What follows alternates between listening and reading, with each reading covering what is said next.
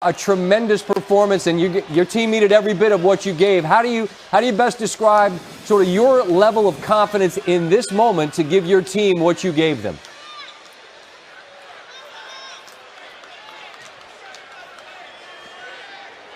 It would be apparent that Chris Middleton can't hear me.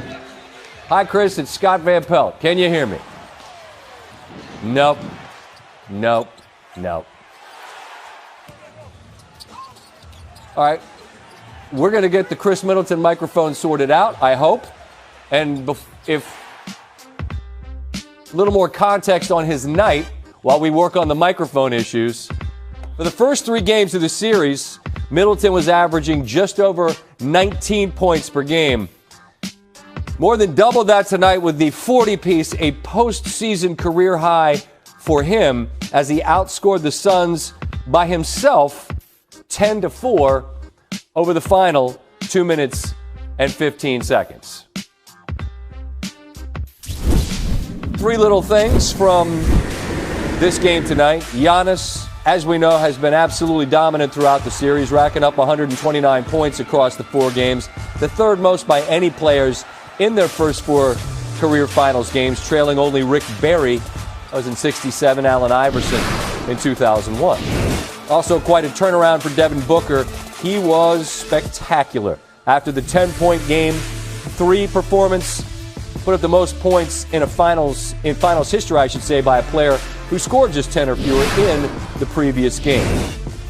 And the home team, who's been reigning supreme thus far, they've won all 4. The last time that has happened in the finals was back in 2006, the Heat and the Mavericks. In that series, the Heat took the momentum from winning games 3 and 4 to win the series in 6. Let's try this again. Chris, hi, it's Scott again. Can you hear me? What's up? What's up? Yeah, I can hear you. Okay, right on, because I asked a question before and you couldn't, and there's no worse feeling in TV than sitting here. All right, so you were spectacular in this game with 40 points, and as we just described, you were unbelievable late. How do you best, Chris, explain and describe the level of confidence you have to meet that moment when that is required? My confidence stays high at all times. My teammates, they always stay on me to be aggressive, shoot the ball when I'm open, try to make plays. Late, they wanted me to have the ball and just try to make a play happen. Thankfully, some shots went down for me there at the end. A couple of things in that 4th quarter. It was one of those games where you were fighting so hard to try to get even or take the lead, and a number of shots didn't go. When Connaughton hits that corner 3 and you take the lead, how does that change sort of the level of energy, belief, whatever? How big a shot was that? That was a huge confidence boost. Like you said, we couldn't get over the hump, it seemed like, for the whole game. And once Pat hit that shot, we knew we had a great chance to, win this ball game. Like I said, Pat hit that big shot. We got some great stops down the stretch. That definitely helped us, close it out. Well, you making all those buckets and the block Giannis had, I mean, look, you play with a guy nightly. You see insane things from him. But Ayton's going to dunk that ball, and it's a tie game. And somehow Giannis blocks it. How do you describe what you saw him give in that moment? I see you shaking your head. He's been doing that for years. He comes out of nowhere. It seems like guys have an open layup, and next thing you know, he's out there at the rim contesting it or blocking it. He's an athlete. He gives it all every possession. That's what we need from him every night. And just as a last sort of big picture thought, Chris, I mean, you defend home floor, and now it becomes a short series. It becomes best 2 out of 3. When you have won the most recent 2, how do you bottle what you've done and take that energy, that momentum, that belief with you into these remaining games? Just got to do whatever we're doing here. We got to do that plus some on the road. It's been extremely tough on the road all series long. It's been tough those first 2 games there. But the only way we can win this series is, we got to win on the road. So we got to find a way to get this one next to make life a little bit better for ourselves. Man, last thing, you're so calm. You never seem to get too high or too low. I hope this is fun, man. You just had 40 in the finals, man. I hope that as you drive home, you're thinking about what you just did. At least a little bit. Nah, it's definitely fun. But I got to stay as locked in as I can. After the series, after the season, I'll take a deep breath and, look back at what we accomplished this season and enjoy it for sure. But, in the moment, I just try to stay locked in, take it game by game, possession by possession. I respect and appreciate that, as well as what you just did tonight. Tremendous performance, Chris. Congrats on the victory. Thanks for sorting through our technical issues, and we'll do it again, all right? Yeah. No problem. Thanks. Thank you very much. That scene outside the building. Steve, that's your element. Yeah, we'll take that on the road, baby. You won't. All right, here's Monty Williams on the other end of this celebration in the locker room. Hey, let me tell you something. All of this is correct. We're in this situation right now because we put ourselves in this situation. I mean, in a good way. We got 3 games to win 2. That's how you got to look at it. You can't have your heads down right now. You got to stay together. That's the deal. What happened tonight is correctable. 17 offensive rebounds they got, 17 turnovers we had. Think about that, guys. We had a 21-point fourth quarter.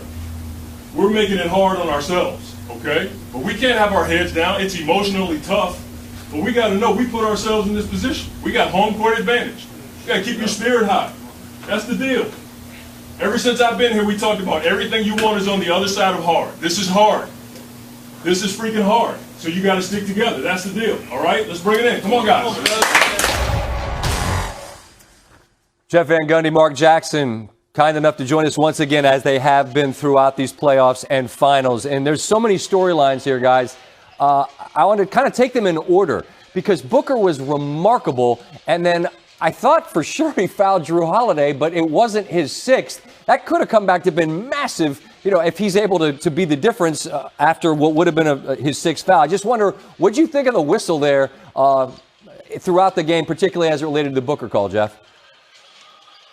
Well, I thought it was a clear foul, and I just think the playoffs are called so much differently than the regular season in the NBA. It's allowed much more physical contact. You can ride and drive through screens.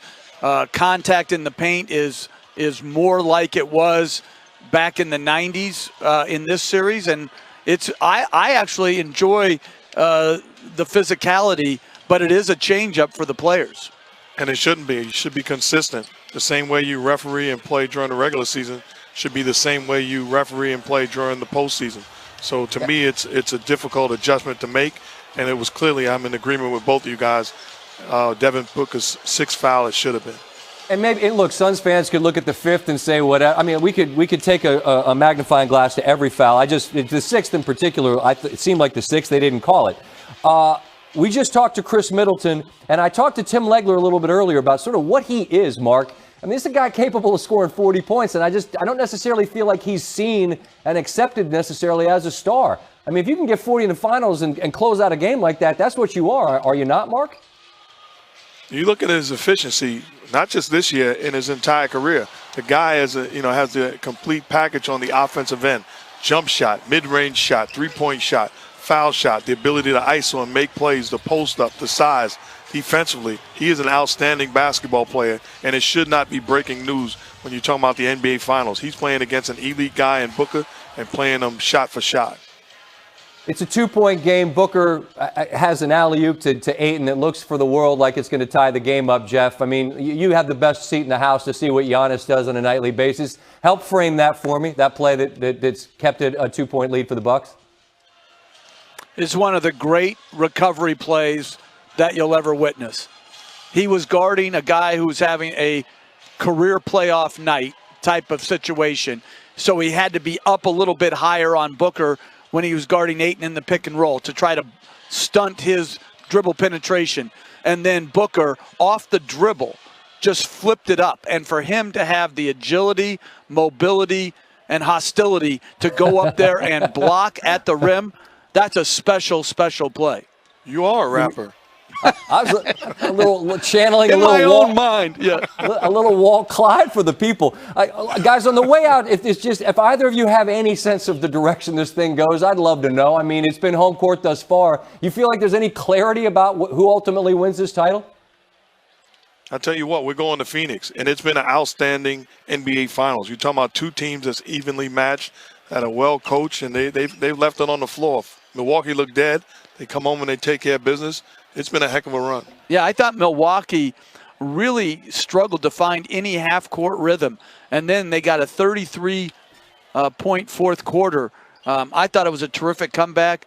I thought they were tired for a lot of the game, and somehow, some way, found their way to victory through some great defense and a terrific offensive performance by Middleton.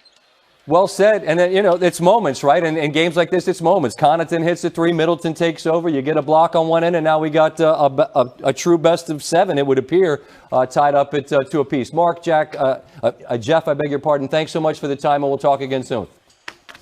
Thanks, Scott. Thanks, Scott. Yeah, thanks so much. All right, so series turns into the best of three, as we've said.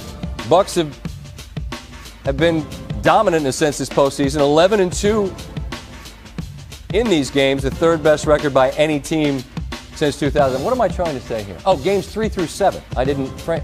Once they get to game 3, it helps if I sort of take a second to process what it is I'm trying to say. Rest of the top 5 on that list, won titles. So there you go.